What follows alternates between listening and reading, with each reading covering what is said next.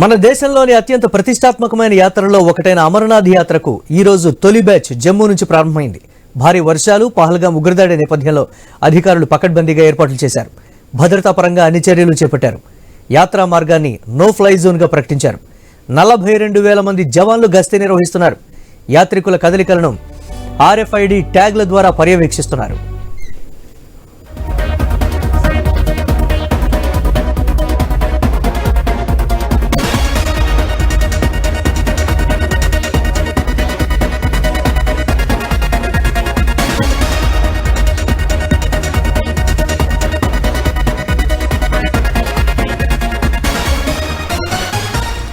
బల్తాల్, పహల్గాం మార్గాల ద్వారా ప్రారంభమవుతున్న అమర్నాథ్ యాత్ర ఆగస్టు 9న రక్షాబంధన్ రోజు ముగుస్తుంది. ఈ ఏడాది అమర్నాథ్ యాత్ర కోసం పెద్ద సంఖ్యలో రిజిస్ట్రేషన్లు వచ్చాయి.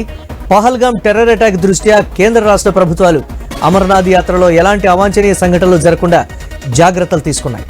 యాత్రికుల సేఫ్టీకి ప్రథమ ప్రాధాన్యతనిస్తున్నాయి.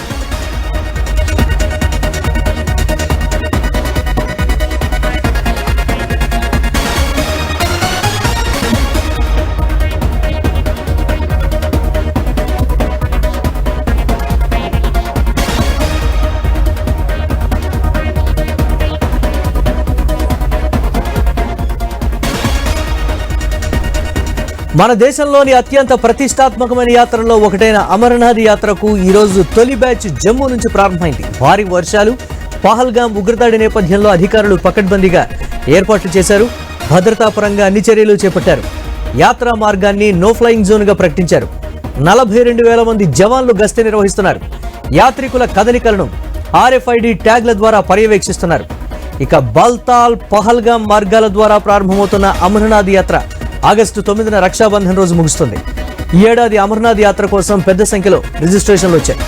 పహల్గాం టెర్రర్ అటాక్ దృష్ట్యా కేంద్ర రాష్ట్ర ప్రభుత్వాలు అమర్నాథ్ యాత్రలో ఎలాంటి అవాంఛనీయ సంఘటనలు జరగకుండా జాగ్రత్తలు తీసుకున్నాయి. యాత్రికుల సేఫ్టీకి ప్రథమ ప్రాధాన్యతనిస్తున్నాయి.